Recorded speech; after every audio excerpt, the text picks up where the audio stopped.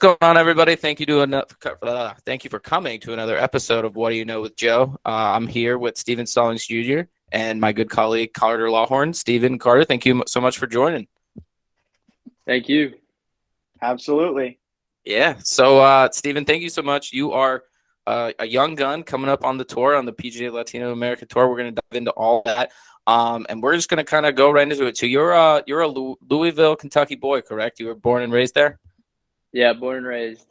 Yeah. What was it like growing up? What was it like with the family there? Was it always golf 24/7, or were you playing other sports? I know Kentucky's a huge basketball state. Were there other things, was it always, golf with your family? Tell us a little about that. Um, well, golf was always there. My dad grew up playing, and he played at college at LSU. So he didn't do anything after that with golf, but he's always played it, so it's always there. But I, I come my mom played every sport growing up, so it's like my grandpa or not my grandpa, my uncle played football at Cornell. So it's like I had a just pretty much my family was like I played whatever was in season. So I played lacrosse, football, baseball, basketball, just whatever. And then so I did that probably through middle school, and then when I got to middle school, I was probably down to like three sports, like football, lacrosse, and golf, and I probably would have played both football and golf if they didn't overlap seasons in high school. So going into my freshman year, I either was they both were fall sports, so Mhm. I chose golf over football. So then just kind of went from there. And Yeah. then focused fully on golf starting in No, freshman year of high school. this kid is an athlete, coming from all kinds of athletes. This kid's a stud. Yeah, man, jeez. So like again, you started playing all these sports. What was like your earliest memory of like falling in love with golf? Like especially like when you got towards like high school and you had to make that decision. What was it? What is it about golf that like you've always like been in love with, and you're like, hey, this is probably what's best for me. Um, I think I just started having more fun. I had some good friends that were playing around my age that I would get dropped off the golf course and stay there all day, hanging out with friends, playing, having competitive games. I just kind of enjoyed that a lot more than the other sports. I mean, I really loved every sport, but that kind of drew me to golf. And plus, my dad. So it's like, I mean, I've always looked up to my dad. So that little influence there had, even though he didn't care what I did. He just wanted me to do what I wanted to do. And just that just kind of led me to the game even more. No, I get that. I mean, it's kind of the reason I play baseball, Carter. I know you play golf with your dad all the time. It's one of those things, you don't obviously they want you want to be able to have that freedom, but it's hard not to, want to sometimes follow in those footsteps for sure. Yeah, no, that's kind of. I mean, even though you don't think about it, it's in the back of your head, and it Yeah. subconsciously it definitely affects your decisions and where you end up in life. Absolutely, absolutely. And like I mentioned, it sounds like I mean you were playing other sports, you were putting up some numbers. How long into like did you play just like did you do like 4 years of lacrosse too while doing golf, or did you just do four like did you do I just once I went golf, I went full golf just go because for it? it's yeah. Well, plus I mean, I didn't really make the decision like, but you have to. Nowadays, it's like it's hard when seasons overlap. Like you can do maybe like golf and basketball, but you can't. Like lacrosse was a spring sport, so there Right. was in golf. Even though the team season was in the fall, you had to be playing all year.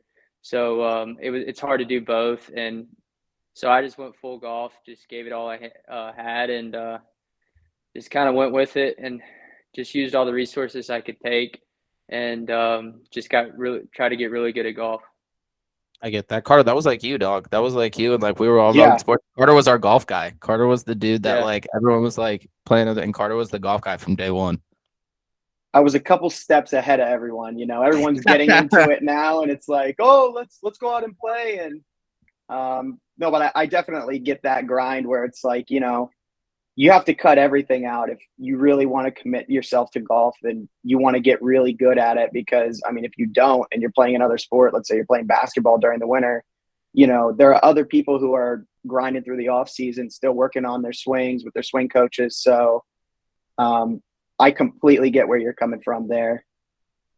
Yeah, I mean, I don't think I've ever seen. I've seen some good golfers that played other sports in high school, but I don't think I know of anybody that really got good that didn't do anything else besides maybe basketball or hockey, where they were from a northern state or Canada, and they basically once October hit, they put the golf clubs away and took that break and focused on other sports. And then when the season ended in March for the other two, with hockey or basketball, they focused right back on golf and played golf all through the summer. So, and okay, Carter, I was about to say, I think like, and Steven, you're already beating us to the punch on some of these questions because like you already kind of nailed it with the first one, but you would probably, I would say like on and off their course, would you say like your dad or like your family would just be your biggest influences, or does that also maybe include like some professional people that you were looking up to at that time? yeah, I mean, I think definitely my parents were a big influence. Everything I had some good coaching too. I had my dad's teams very close, so we would go on trips and like I would hang out, maybe play every now and then with some of his college teammates, and they were all very good players. So just kind of being around some good players that have been around, and then also like my high school team, we had a lot of good players, so we pushed each other. There's a couple kids that were on my team that they're the same age as me. They're still playing, of course. And then Justin Thomas was 2 years ahead of us at our high school. So like seeing, Oh, word. yeah, so seeing him, like, I mean, he beat everybody pretty bad from day. He was number one junior, or him and Spieth were 1-2. But like seeing that, like, kind of pushed because like whatever we did was not good enough because he was beating everybody's ass, and we just wanted to be like him to a point. So uh, just saw some really good players and realized where I wanted to be. So it was just constant, keep your head down and grind because there's always somebody beating you. Damn. Yeah, no. And Carter, I know you got some pressing questions, especially after that. And it's like, damn, how you look at it's like I could imagine now, especially looking at where his career is, it's like, yeah, Justin Thomas is just a stud. That's just hard to compete against. I get that. But I could also see why you guys were probably one of the better teams in the region because everyone's got that work ethic because of people like Justin Thomas. And you're just did you guys like, as far as like, high school career, did you guys do pretty well as far as like picking up some hardware like in tournaments?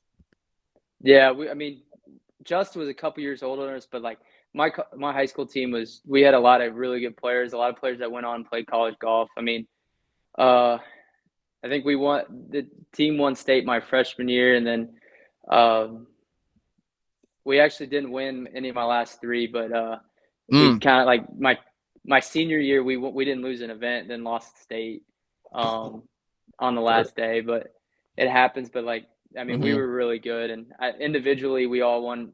I don't think there was many tournaments where we didn't have somebody in the top three individually. Whenever we played region, we like my senior year we swept first, second, third, fourth, and fifth, and which was the hardest. With the Louisville region was the hardest region in the state. So it was like it was pretty much just us, and then there was about maybe two other schools out in the state that would compete with us, and they had some good players, and like that the good players actually a couple of them became my teammates at Kentucky. So it was like we had some good battles in the state. Damn. Yeah. I was about to say, it sounds like everybody else in like Louisville's just bringing golfers left and right. Like they're just loaded, producing kids out there. We had a good little run. It still goes. I mean, it's crazy as Kentucky golf, junior golf is not that big, but there's crazy how many college players that are coming out of there. Like a lot of. I mean, I think we have. And I think on current SEC teams right now, which SEC is the best conference in the country, we have at least like 6 to 7 kids out of the city of Louisville alone. And then probably add about another 5 from out in the state. So, I mean, Kentucky junior golf is sneaky good. I like that. Sneaky good. They should patent that. But no, yeah, for sure. And Carter, I'll let you dive in after next. But like, when did you realize, like, okay, I mean, like you said, the competition's next level. The competition's there. It's crazy. When did you like recognize, okay, this is like, I'm good enough to go to the next level, like my dad, like the people in front of me. When did you start thinking, okay, I'm gonna get some and like start getting offers from schools? Well, since I played everything growing up, I wasn't really focused on golf until high school, so I was kind of late to the party with that because recruiting, it's even gotten worse these days. Like you pretty much have to be looking at schools as a freshman, and and it kind of Wow. goes as like in golf, Damn. you kind of more send stuff to coaches at first. That's how you got to get your name out. You got to send emails, and I didn't really do any of that until since my dad kind of was looking ahead and like it was probably like Christmas break of my sophomore year of high school. We kind of realized we need to start sending some stuff out to colleges. So I just got a list of like 40 schools, like just picked kind of like what sounded cool random as a sophomore in high school. Nice. So sent out, just put together like some a letter and some swing videos and sent it out, and then got some feedback back, and then took my first visit to Ole Miss at the end of my sophomore year. So that was the first time I really even thought um, like of college golf. I didn't really think about it till then. I mean, I figured I would maybe play it, but it was like I didn't. It just seemed so far away that I didn't think that far.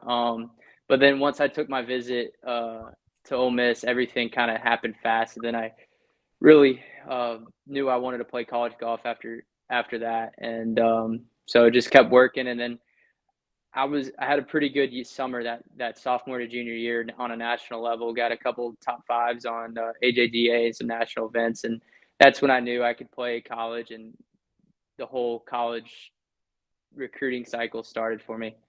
Mm-hmm. A lot more successful than I was, I'll tell you that much. Yeah. I also played on AJGA. I was always doing the open qualifiers. Never was good enough to get in. But like you said, I mean, it's so competitive. And you were talking about taking official visits. Ultimately, what was it that made you choose Kentucky? Well, I don't know. I took a lot of visits. I think I took like 10 plus visits, unofficial.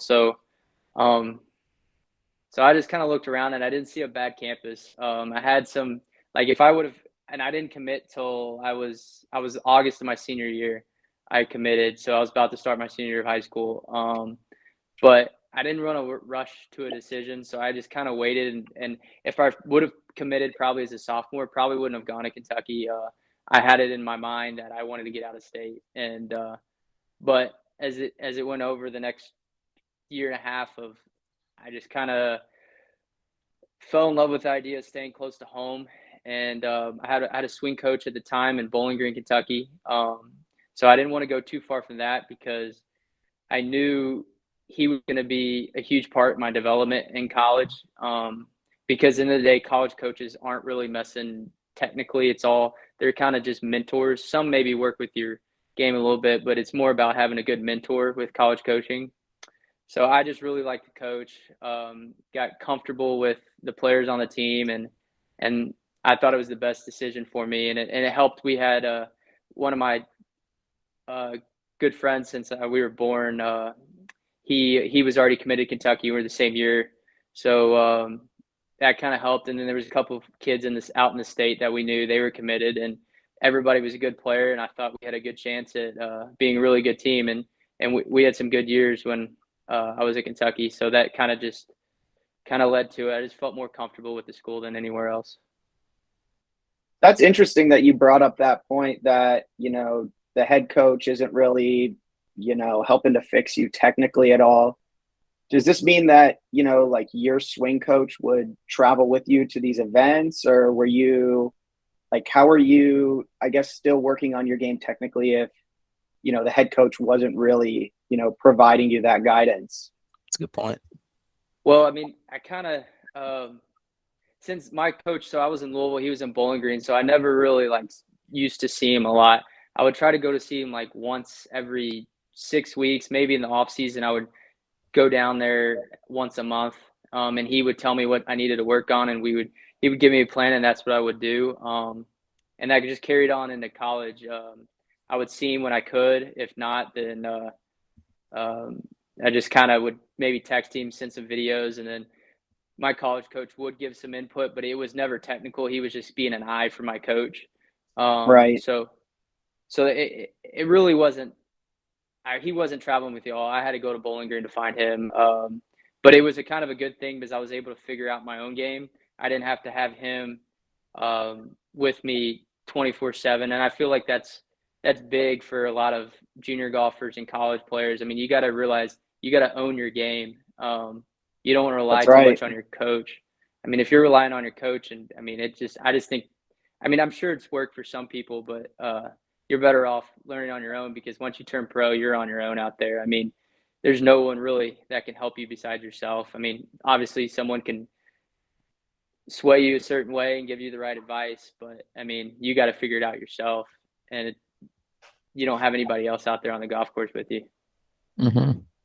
No, that makes a ton of sense. Like, especially like as you get old, like that. I feel like that's a lot, like applicable to a lot of things. And Carter, such a good point. It's like, they're there for a mentor, but like again, like how do these people like craft their games or change those games? It's not like football where there's like eight different coordinators and then eight different like coaches that you work with. It's you have the mentor, and then you kind of have to make sure you work on your craft yourself.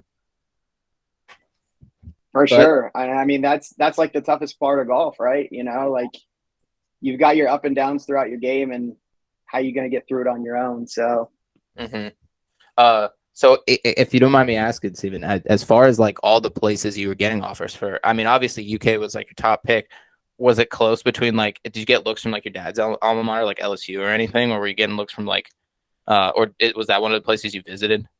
Yeah, I visited LSU. I visited Ole Miss, Tennessee, Florida. Went to Rice, Louisville. I mean, I'm Oh, probably forgetting a couple, but true. like it kind of came down to LSU. I thought was too far, and I heard like a lot of things like about my dad. My dad told me like how I've heard like he don't think he directly told me, but he was like I would hear things how homesick he was and how Mm, hard it is to get to Baton Rouge from Louisville. mm, And I just didn't really want to do that. It probably came down to like Tennessee and Florida as the other two options. But I just really liked the idea of staying. I got out of Louisville, but I was still real mhm, close, and my coach was there. One of the big things I remember from like being recruited, like my dad and there was a few other people that would tell me is like it's kind of weird. Like of all the good golfers we've had in the state of Kentucky, um, and this is up until like Justin wasn't quite pro yet, but he went to Alabama.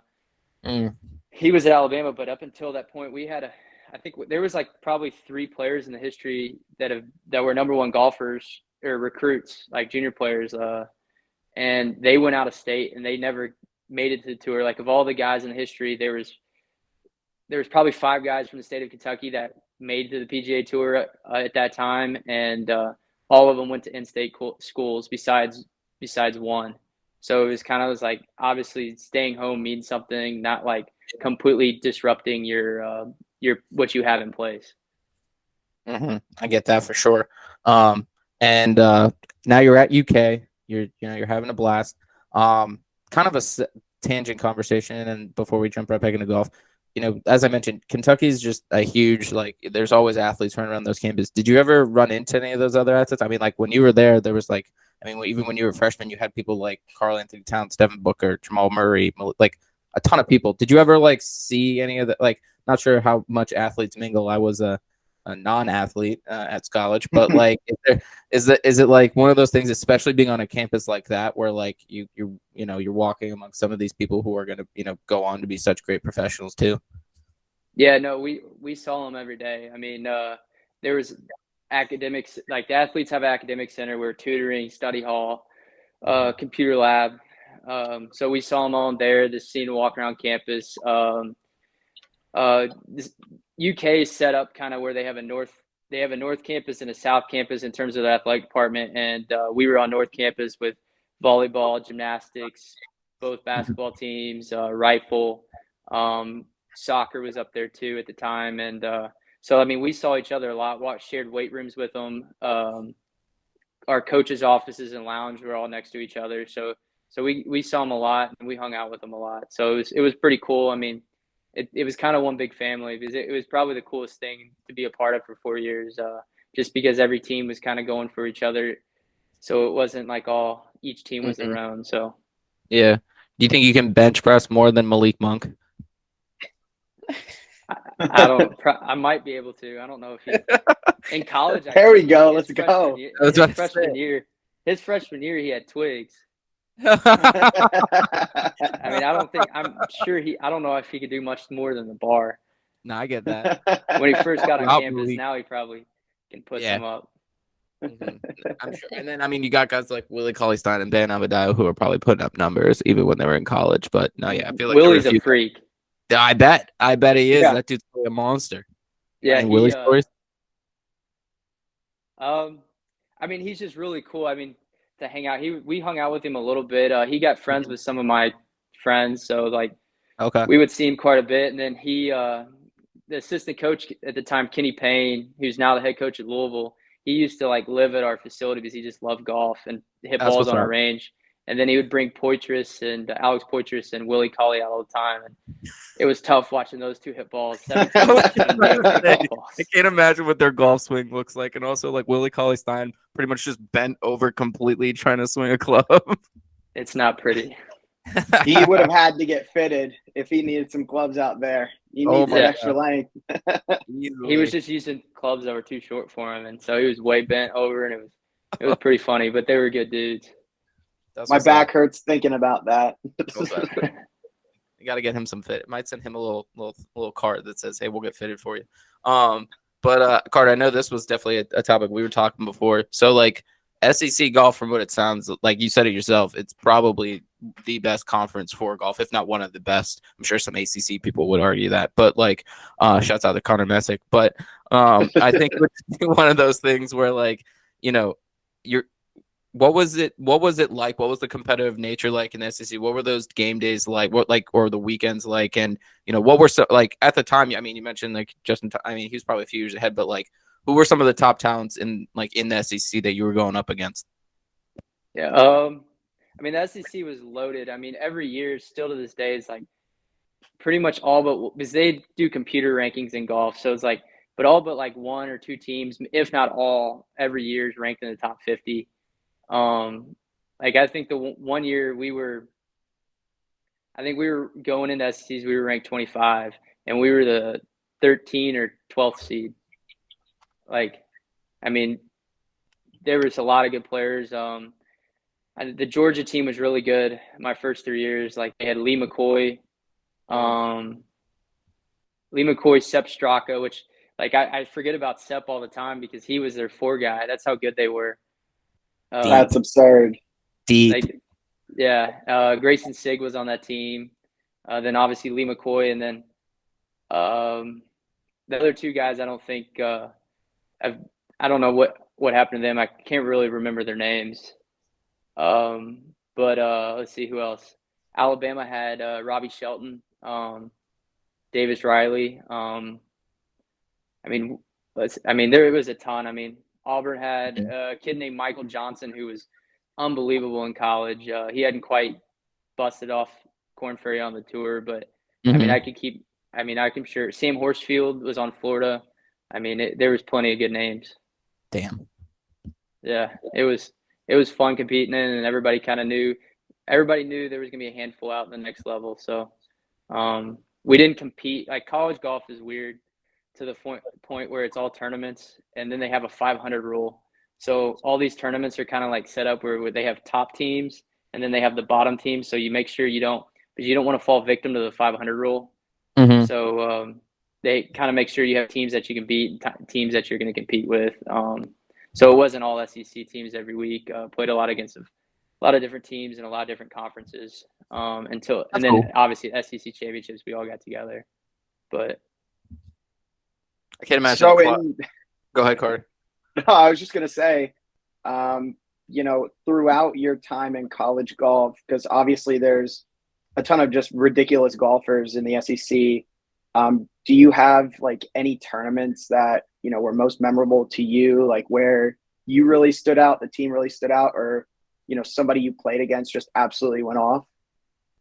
I I mean, we had a lot of good events. I mean, in terms of other players, I remember my senior regionals in Baton Rouge. We were in Baton Rouge at played with Norman Zhang, and I'm good friends with Norman to this day. But it's the first time I saw him play, and man, I've never seen a guy move the ball like he could. I mean, I'm one of the longer guys. I'm not like the longest, but I'm one of the longer guys. And what he could do with a 3-wood and driver that day, I don't know if I've seen anybody to this day even do it. Like he was working it left to right, right to left. I mean, and just absolutely killing it. Like, I mean, he was carrying a 3-wood 300 yards. That was probably one of the most impressive things off the tee watching him. Gee, That's absurd. that is absurd. gnarly. Oh, that's got Yeah. a little intimidating to pull up to the tee box too, especially seeing that being like, okay, I got to go after that. Damn. I mean, I could hang, but it was just like I couldn't touch it. You just kind of got to go play your game. I mean, the golf course was so long and hard. It was more about hitting greens, so I wasn't too necessarily too scared of him. But I was just like, wow, that's pretty good. No, I But get that. I mean, Oh. he's the one that probably that round stands out. Other than that, like, I mean, plenty of good players. Cameron Champ could move the ball back in the day. He still can. He went to A&M. But nothing. I mean, there's just a bunch of stuff runs together. We had a lot of good team memories, and we had a lot of good events too. So it was fun. For sure. And I mean, I feel like there's like a ton of stories you could go into, especially with those SEC tournaments and whatnot. So especially like, you know, you're getting into your senior year, you're crushing it, you guys are doing well. When did you know, okay, now similarly, maybe when you were in high school, when did you like, okay, I'm ready to take that next step and I'm probably ready to go turn pro? And were there any matches that like kind of maybe solidified that to be like, okay, I can take this to the next level? I mean, I kind of had the same mindset as that in high school. Like I knew it was there. I knew I wanted to do it, but like I didn't really like. I still thought it was far away until probably my junior year, and I've been working. It took me probably a year or two. I played every event my sophomore year, but like one. And I was in and out my freshman year, so it was like, but I still wasn't quite like where I wanted to be. And then it was the second event of my junior year.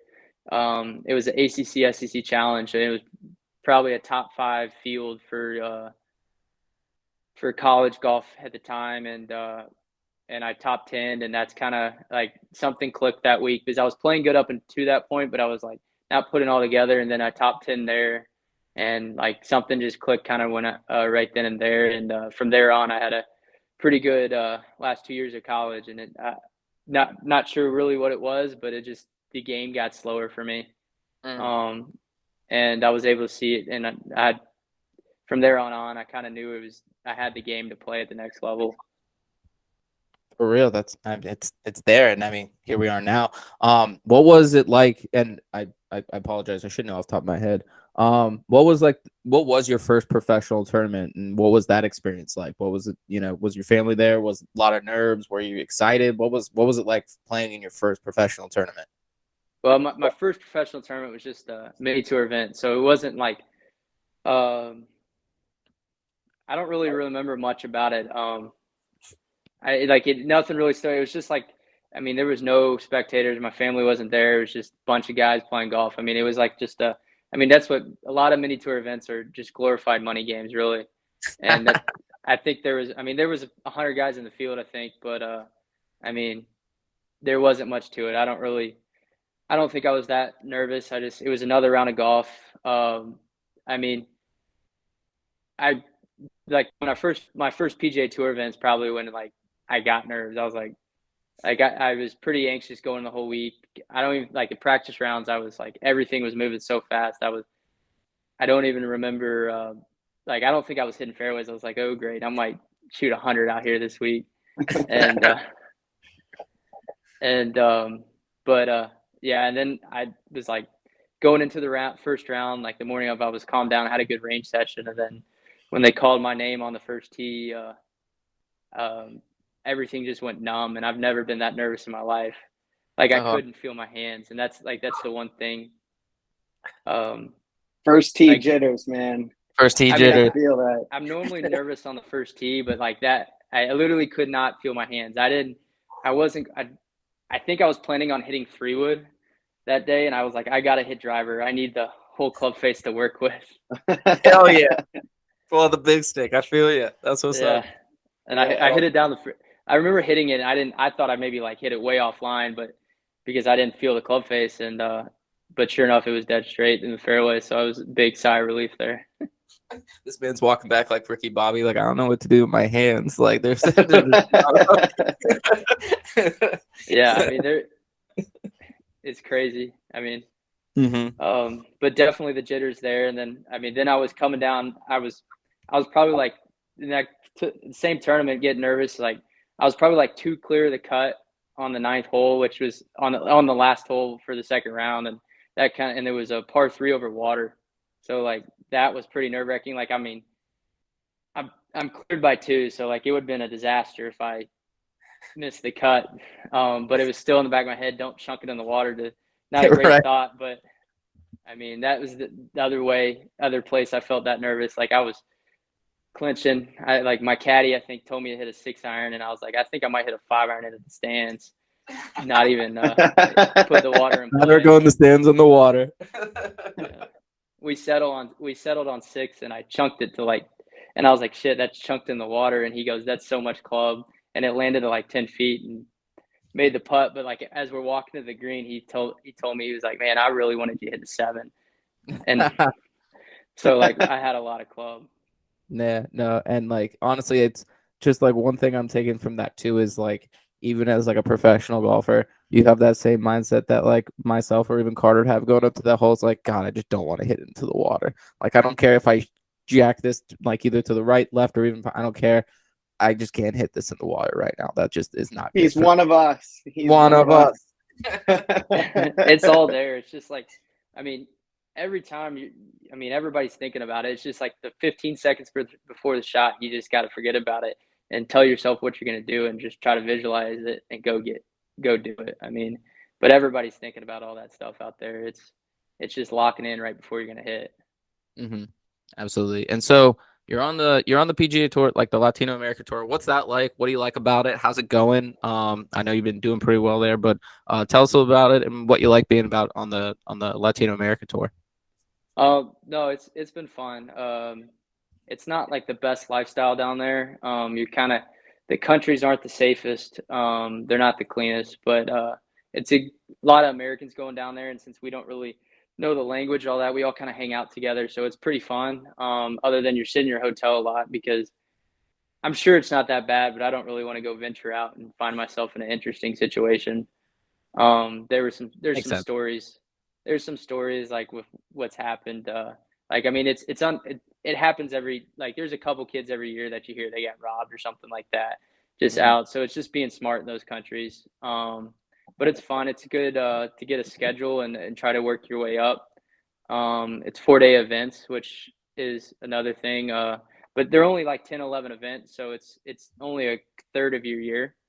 So so I'm able to do that, then chase the Mondays and go do other stuffs too. But it was a lot of fun this past year seeing a lot of new spots. With COVID, there wasn't much traveling going on, so it was cool seeing all the new countries and stuff. But now I've had a decent year the past year on it, but not what I was hoping for. Made a lot of cuts, but just not too many great weekends.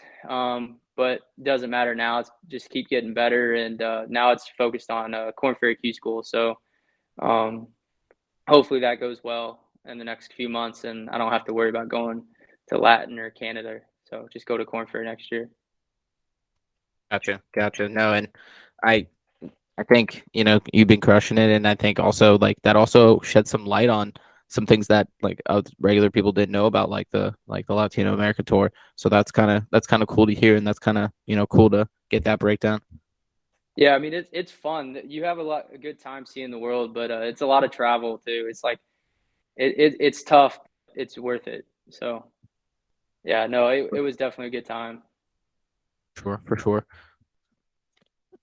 So you mentioned the Q School for Corn Ferry Tour. Talk a little bit about that process. Is that similar to I mean, is that the Q school that everyone talks about where you got to go through Q school, get your card, or, is it different between the PGA and Corn Ferry? Yeah, so that's the Q school. They don't do. Granted, it is changing. There's a lot changing. I think the whole system's changing next year. So this is the last year as the system we know it. Mm. But they took away PGA Tour Q school, and it was when I was in college. I think like 2012. I might have been in high school. 2012, 2013. I guess so I was in high school. But since then, it's been you have to go through the Corn Ferry to get to the. There's other routes throughout the year. Obviously, you see guys getting sponsor invites, Monday Qs.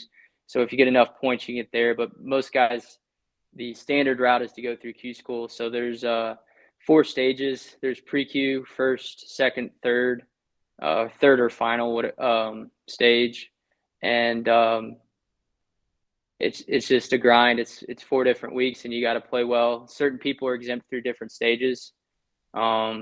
So not everybody starts at pre-Q. Not everybody starts at. Some guys will start first. Some guys will start second, and then there's a few that get all the way to exempt through final. But it's just a grind, and it's golf. It's straight go play well. If you don't play well, then you got to find somewhere to play for the year, which that's where Latin Canada comes in Mondays. There's ways to do it to still make the tour, but it's really helpful if you have a good 4 weeks of Q school and get your card where you have status and have somewhere to play consistently in hopes to get through Corn Ferry onto the PGA Tour.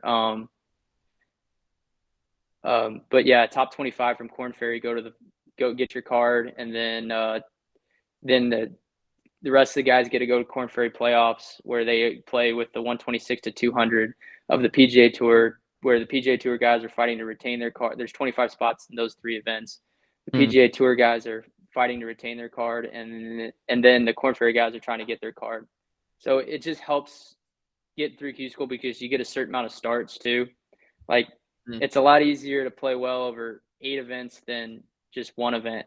Like when you have one event, you kind of know you only have one event, you better play good. So there's a little bit added pressure to that. And then really like once you get on a tour, if you just have 4 good weeks in a year, that's really all you need. Like it's big. The tour's set up where it's big for top 5s and wins. Like it's like if you go win one week and then top 10 another event, you're gonna have your tour card. And then once you get on tour, if you win one week or have like 3 top second twos or something like that, you're gonna keep your card. I mean, you're better off top 10ing than finishing 30th every week. The way the points are set up, it's a big difference. So if you have a 3-week stretch, you want it to be a 5th place finish instead of 3 top 30s. So it's like making cuts are great, but they don't get you where you want to be, and they don't keep your card either. So that makes sense. And it again, thank you for that insight because like one thing I'm taking away from all that is just it is so damn competitive, and like just imagining like even though you just like said it, just imagining the competitive difference. But I mean like. Those guys trying to keep their cards, they'll do anything to beat you. And then same thing, you've got a ton of hungry young guns that are trying to make the tour. So you get some good golf out of that. Like it's competitive as hell. Yeah, I mean nobody wants to lose their job, so and then you got some guys that want a new job. So, Exactly. It's a dog eat dog world, man. Yeah, there's no job security in golf. Doesn't matter who you are, you got to show up and play. And you get no severance package for getting fired. Ask Ricky Fowler. Dude, it's a prime example. Mm-hmm. Is it? I mean, go ahead, Steve. Go ahead. He's been keeping in the top 125, so he's not losing his card. But it's like he's not getting into the majors now. I mean, he's still the face of a brand, but if you would have said this where he's at right now 5 years ago, nobody would believe you. Right. Whatever. Same thing with like Smiley Coughley too, right? Like or like Smiley or like he was like 5 years ago, dude was like up there with like with Jordan Spieth, like Xander Schauffele, all those guys, and then now where is Smiley right now? Is he in the Corn Ferry? No, Smiley fell off.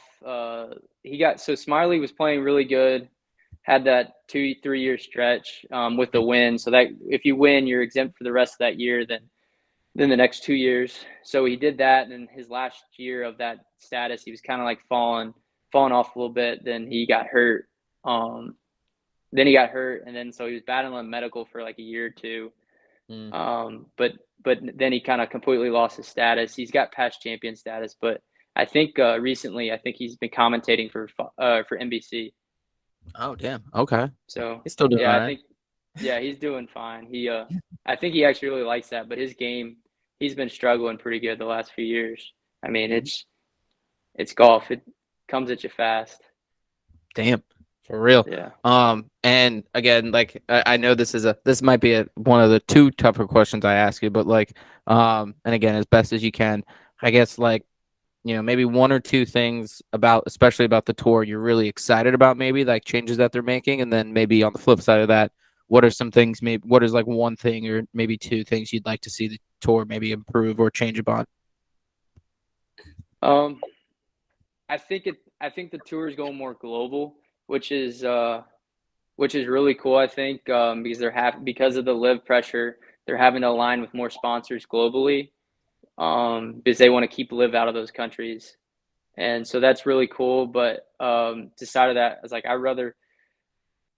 grew up watching all the tour events in the States, so it's like I would rather play in the States, but it's cool going to Right. other parts too. So but I mean, that's what I think the coolest thing. I mean, they're doing, and the cool thing also is like if you get your card the first year, like if you have full tour membership, you're guaranteed $500,000 now if you had a bad year. So that's some nice That'll work. insurance. Yeah, like Yeah. I mean, you won't keep your card if you don't like if you play bad, you weren't keeping your card, but at least you got like at least I'll make $500,000 and then I can go back to Corn Ferry. I got some change in my pocket now. Just a little bit.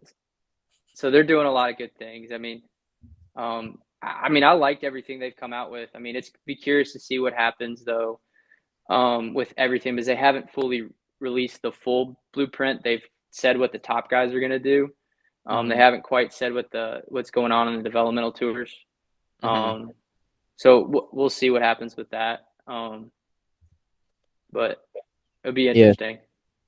And then on the flip side of that, you kind of mentioned it, and again, you don't have to dive into it too much, but especially with Live Tour, how do you see all that playing out? Do you think like a lot of those guys may come back, or if they even like if they do something where like I know they can't, but like is in your best opinion you can, where do you see that potentially going?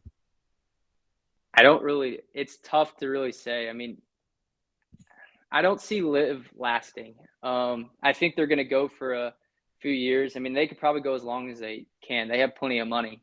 But question is, do you really want to do that with the lack of TV deals and sponsors? Right. So that could be only like a 5-year thing, could be more, could be 2. I mean, I don't really know. Sure. But as long as Live's a thing, none of those players that went Live are going to be allowed to play on the PGA Tour, at least in the States. Like internationally, I think they can, due to the different court laws and stuff like that. But it'd be interesting to see play out. The PGA Tour is going to go do a more global tour to try to fend them off, and they're going to align more with the DP World Tour. But it'd be interesting. I mean, I don't understand the lawsuits by some of the players against the PGA Tour because they're trying to they want to play PGA Tour events, but there's no way they can be like I guess they can, but I don't think there's any way they can be PGA Tour members because the PGA Tour requires you to play like 18 to 20 events. Right. And then Live's going to require you to play 14 events, and they're not going to play 30 events in a year. Right. So I'm a little confused by the lawsuits because but how it's going to play out, I have no clue. I think the PGA Tour has made a lot of good moves, but if it gets lengthy, I don't think it's good or healthy for the game. Right. To have all this hostility between the two tours. Right. No, agreed. You're going to create this massive divide, and everyone should just be coming together for golf. Golf's too much fun to have this massive divide. I agree. The lawsuits, I think the lawsuits too are more of a publicity stunt. Like, I mean, that's just to keep the. I was going to say, Carter, what do you think? Yeah. I mean, I think the whole lawsuit thing is, like Steven said, it's a publicity stunt. The real reason these players left, they went to go get their bag. They got their bag, and now they're sort of like, well, wait, we can't play on the PGA Tour. No, that was all a part of you leaving, Right. No, exactly. It's not like I get to leave my company, go somewhere else, and then message that company back and be like, "Hey, I still want you to pay me commissions on like those deals I close, or like that, or like I want you to pay me for like even though I don't work there, I don't do stuff." It doesn't really make a whole lot of sense. Yeah, I have no problem with what they did. I mean, that money is really nice, and like we were talking about earlier, there's no job security in golf, so it's like Right. getting that guaranteed money is Hmm. is nice. I mean, like Harold Varner, I don't remember what I saw the number he got, but like he's never won on the PGA Tour. His job is going week to week or year Yeah. to year, so it's Right. like he's gonna go get. I think he at least got 20 million, I would assume. Hmm. So it's like I don't even know if he's made that in his career. So it's like that's life True. changing money. That's generational money. Like Right. he Right. can go help his kids, grandkids for your future. Like go ahead and take the money. I mean, there's nothing wrong with Yeah. that. No, agreed, agreed. And I'm like, and it was a little hard to see Varner go because I'm an ECU alumni. So like when and so when he left, I was like, damn it, man. Like I kind of wanted you to stay at PGA, but like you said, you got to go get that bag. You got to sometimes if you're getting the money, it's hard to say no. A lot of people will say like go back and forth, but when there's a guaranteed check of a couple tens of millions of dollars in your face, 10 out of 10 people are probably gonna be like, yeah, I'll take it. Like I'll do that. Like it's just hard to say no to that kind of money. But again, kind of bringing it back, away from the course a little bit. Is there anything that sparks your interest? Is there anything like you do to, especially when you get these breaks, except for joining our podcast and talking to us? Is there anything you like doing? Is there anything you like to do to clear your mind, or even on your off times, are you trying to maybe like watch film or do something to grow your game more? I mean, I'm always practicing. I don't really take too much time off. Try to figure a way to get better every Mm-hmm. day if I can. But I mean, I just because I travel so much when I come home, it's like I just try to uh, hook up with my friends and hang out. Like, I mean, because I haven't seen them. Like, I'll go a month and a half not seeing anybody. So Yeah, it's like I got to stay in touch when I get home. It's like I'm just kind of seeing what all my friends doing to hang out with them. I love sports, so it's like I follow most sports, like especially football. I love college football and NFL. So pretty excited about the upcoming months with that. I'm huge into fantasy football, ooh, so I'll be ooh. following that. So Got some Q&A questions for sure. Easily coming up at the end here. For sure about that. Easily. And then on that topic too, like are there things like, whether they're foundations or interests that like are really important to you that like, you want to share a light on that you think more people should learn about? Because one of the other things we like doing on the show is like, either raising awareness or shedding light on things that a lot of people should know about, and even if you don't have one, that's cool. But like, are there any like case in point, like last episode, we were talking to this guy, and he was like, "Shit, I think more people should learn more about like college soccer." Is there anything that like is important to you or interest that you wish people knew more about, especially either pertaining to golf or just things that are important in your life? I mean, not really. I mean, it's just, I mean, not really other sports. I mean, because I think everybody's into football and all that. But I mean, I like to also like you give back a little bit, community. I'm big into Make a Wish throughout my life and family and my family. We do a lot of work with Make a Wish and then That's Ronald all. McDonald House, just because my sister's had a lot of medical problems throughout her life, so we spent a lot of times in hospitals, especially my mom and dad. So we've kind of seen um, both ends. So we're just doing what we can to give back and to improve the lives of the children that have had setbacks and adversity. And like Make a Wish is really cool just because it's given them some light on a really difficult situation, and it improves their moods. And sometimes that's all these kids and families need is just a little pump in their step, and it's something they can look once they do the Make a Wish. It's something they can always look back on and make memories moving forward. That's awesome. No, that's cool that you do that, and I think that's something that, like you said, you don't like you don't know how much that. I mean, you probably can relate to it, but like again, that means so much to those people and especially those families. And even if it's just for that one day, they get to live their dream or they get to do something cool with a professional athlete. So that's really awesome. You do that, man. That's super cool. Last question before we jump into the open floor Q&A, and I asked this question to everyone. I've asked it to Dwayne Harris, like the NFL Pro Bowler. I've asked it to soccer players. I've asked it to actors. So, have you seen the movie Step Brothers? I have, yeah. All right. So, you know that scene where they fight all those like fifth graders and they like beat the crap out of them and do all that? Yeah. in like that kind of situation, how many do you think you could take on before they overpower you? Like how many fifth graders? And again, like case in point, Dwayne Harris was like, "I'll apologize to their parents later. I don't give a damn." But like how many? And again, I've had one person be like, "I'm just running. Like I don't want to deal with it." How many do you think you can take before those fifth graders overpower you? Because fifth graders are built now. Fifth graders are pretty big. I like to think I get like 5, maybe. I don't know. Kind of if they all come in at once, it's tough. I mean, It is. I'm not really trained fighter, so I don't know. Maybe I would run just so I don't have to like. I wouldn't feel bad if I hurt them. No, exactly. Everyone has that part that comes in. They're like, oh, I might feel like, I don't want to hurt them. But again, these kids had it coming. Five, I get 5. I most said I could in my current state, maybe like 8 to 10. And like, again, I'm just hoping that it drop like 5s. But like, I mean, I'm not even going to go down that road. Like, let's say you could be walking back from the golf course. You might have a club, but that gets dangerous. Carter, flip to you. How many do you think you can take? Probably 4 less than Steven. Like you said, these fifth graders are built these days. Dude, they're coming in at like 5 foot, $150. These kids are chunky now, man. These kids are built. Like my Depends size on in their high toughness, school. too. Yeah. A tough inner city school too, man. I might be running with you, Steven. I might be like, damn, this is I might go down. If they're tough, it might go down to like 3. yeah. Yeah. Two, No, I mean, public school, not a private school. It's a public school. Hell no. Not too. All right. I'm they're curious. big. You're right. All Right. from everywhere now. They're big. I mean, it's crazy. They're just building them different now. It's crazy. Like you said, no wonder why they're starting so early on recruiting, like Saban and those guys, and even in football and other sports. It's because you got fifth graders that are just linemen already. It's crazy. But moving into the open floor Q&A, Carter, Carter, I'll let you start first because I know you had some, and then I have some questions about fantasy football with you. I'd love to pick your brain about that a little bit, especially with tonight's game. Oh, yeah. Yeah, I'll get you with one more golf-related question here. Obviously, you've played, a ton of courses throughout your career. Which one is your favorite? And then what is the top course that you want to play next? Ooh, good question. My favorite course was probably Rural County Down in Northern Ireland. We went on every 4 years, a college team's allowed to go on an international trip. So we spent 10 days over in Ireland, and that was one of the courses we played. And the golf course is unbelievable. The views are awesome. So that was definitely my favorite. And then the one I want to play is probably Augusta. There's just so much history on Augusta. So Augusta's probably 1, and then I've never played Pebble, so Pebble's probably number 2. So great answers.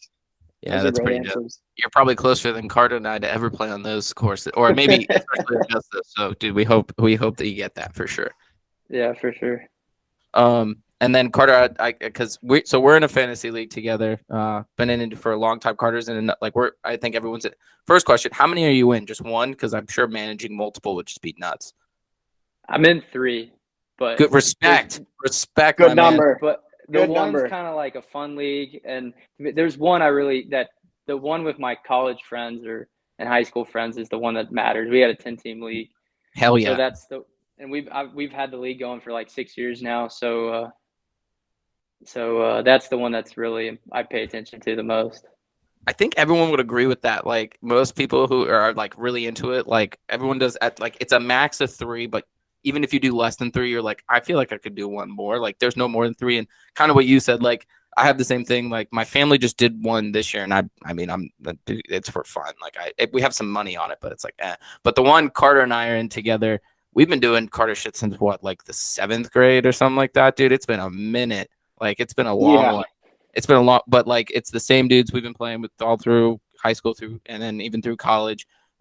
We upped it this year. Big year this year for the winners, and we're trying to do new stuff. But I'd love to know one, who you got tonight in the Rams Bills game, and then 2, I'd love to I'll dive into it, but I'd love to know your draft strategies and what you had, what picks you made. We can chop up your lineup a little bit, but who you got tonight? Well, I got Allen Robinson on one of my teams, so true. Hoping he has a big night. I kind of think Cooper Kupp's gonna get keyed on this year, and he's really good, but I think he's more of the sneaky guy. He's not gonna straight just beat you in a route. So I'm hoping that means Allen Robinson's the more open one. The I think Bills, so. it's pretty. The two teams are cut and dry with their targets. I mean, Bills got Stephon Diggs, and there's not enough volume for anywhere else. Mm. Their running back group is straight running back by committee. So, I mean, I think we're going to have a shootout tonight where everybody's going to be airing it out in terms of fantasy. So a lot of points for Josh Allen, Stephon Diggs, and then Stafford and the two receiver Allen Robinson and Cooper Kupp. So I feel you. Way to stay impartial on that for sure. See, like in one of my leagues I did with my like old college buddies yesterday, I took Devin Singletary's in my flex. So I'm hoping he can, like you said, it's risky, but like I'm hoping he can just punch one in, at some point. But then I think I took him actually in both. I have the Bills defense, and I'm a little worried. Like you said, it could be an all out just slugfest. But at the same time, I he did it all the time in Detroit. There's a chance Stafford just throws some picks. So I'm banking he does some, and people keep talking about his arm. So I'm like, maybe he's going to be a little hurt, tonight. Maybe he won't be, or 100%, maybe he won't be, all there. He throws a pick or two, but okay. Carter, who you got tonight? I got nobody, but okay. We're on the Rams to win tonight. I'll tell you that much. We're on the Rams, and I mean, according to Steven, it sounds like the over sounds pretty good. So I don't know about that. Like points wise, I think it will, but I don't know. I don't like fantasy. I think it's going to be high, but I'm not sure. I mean, the pass rush for the Bills and then the pass rush for the Rams are going to be brutal. I mean, yeah. First game of the year, though. I mean, I like favoring offense in first game of the year. Bodes well for the Devin Singletary touchdown I need. And then I guess so. I had to ask in your 10-man league, what draft pick did you have? I had I think I had the 6th pick. Okay. All right. Tough middle of the pack. Tough being in the middle of the pack there. I like the second half because it's the second round pick. I think is where you can win. Okay. Who'd you draft first and second? Derrick Henry, and then I got Travis Kelce in the second pick. Yeah, no, I like kicking a tight end in the first 3 rounds. This year, there's only really 2 tight ends that stand out, but I like getting that tight end because I think it's a big advantage. Like if you get a good tight end, and normally you can find a receiver late rounds that becomes good. So I'm big on the tight end and then waiting on a QB. No, I get that. And I picked Patrick Mahomes strictly because I think, honestly, there's so many people doubting him this year that I think it's going to be one of those years, like, because everyone's like, oh, he has no more Tyreek Hill. But, I mean, he picked up Vontaze Scalding and Juju Smith-Schuster, and he still has Travis Kelce. So I have a feeling like they're going to go out this year and be like, all right, we're still the motherfucking Kansas City Chiefs, and we're going to go all out. So you and me both, bro. I'm high on the Chiefs fever this year. I don't know if I'm high on the Chiefs, but I'm high on Travis Kelce always. But I gotta blow my high, man. No, I'm just I don't know if they're gonna have it. Their defense is very suspect. I get that. I feel that. I do. And then they got their division. You got the Chargers and the Raiders and the Broncos now in their division. That's scary. That is a scary division. Very scary. There's a good. Broncos Nation is definitely going to ride this year. But I'm curious to see if Derek Carr can connect with Devontae Adams back as they did in college. I mean, Devontae's going to ball out, but like, is Derek Carr back at his college level with him, or is he going to put it together? Carter, your thoughts? I got Devontae, so you're like, please. Yeah. I mean, I had the 12th pick, so back to back. I went Devontae and Tyreek just because all of the we're in a 14-man league, so there's no running backs left to take in first 2 rounds there. So, I mean, I hope Devontae just absolutely goes off in this new offense. I had 7, literally 7 in the 14, and I was like, great, middle of the pack, perfect pick for me. That's great, fantastic. And I think I went Najee Harris, and I think I took Aaron Jones as my second pick because I was like you said, the wide receiver was deep enough, and I was like, if Aaron Jones is still there, I think someone had already taken Kelce, so I was like, I could still wait one more round potentially for like Darren Waller or George Kittle, but like you said, Steven, after that it kind of drops off a little bit from the tight end perspective. But Now, yeah, we'll see what happens, fellas. I mean, hey, Steven, I don't know what your schedule is like, but we should definitely do a week 8 check-in and be like, guys, how's fantasy going? We should definitely do a check-in. Yeah, I'll be down. Last question I have before we'll let you go, and I can't thank you enough for joining us. You're repping a lot of brands here, my man. I appreciate that. What do you, just real quick, are these the people you're sponsored by? Are these people, that you're represented by a little bit? Yeah, these are my sponsors who got. I appreciate you wearing it. Oh yeah, and I've been practicing out today, so this was my break in practice for the day. So no, I got Premier Packaging, which is a big it's a big packaging company based out of Louisville. And then Winslow Technology Group. They're based out of Boston. They've been great supporters of my career. And then over here it's on this sleeve, ISCO, another company out of Louisville. So they've had really cool support, and they've all been awesome and supportive of my career. And it's been really cool to have them part of my team. Yeah, for sure. Definitely got to give them some shouts out for sure. And again, dude, thanks for sharing with us. And Carter, before we wrap up, is there anything else you had for Steven? Is there anything you wanted to run by or anything else? Nothing on my end. I mean, best of luck in fantasy this year, and keep up the grind. Keep up the grind. Y'all too. I'll be looking forward to seeing you on tour here soon. Mm-hmm. Thank you. The day you make it to Augusta, Carter, we got to somehow find a way to rig the lottery or win, and we'll be down there, even if the practice rounds or something, and we'll say what's up to you on the course. Put my name in every year. Every year, so, you got to try. Right? Got to hit one of these. Done times. the same thing. One of us, as we said. But thank you so much. One of my dad's friends did it the first year, like 2 years ago, and he got Friday passes. I was like, "What the hell?" That's rigged. That's collusion somehow. Unbelievable. Yeah. Some people just have that luck, dude. I appreciate it. Well, thank you so much for fitting us in between your practice. And as Carter said, keep grinding, keep hustling. We can't thank you enough. We can't wait to watch you coming up. And everyone go check out Steven. Make sure you tune in some matches if you can. And again, thank you so much for joining us. We really had a blast. Thanks for having me, guys. Of course. Good luck with fantasy and good luck with the year. All right. Thanks for having. Thanks, Steven. Right. Later. Thanks, guys. Have a good one. You too. You too.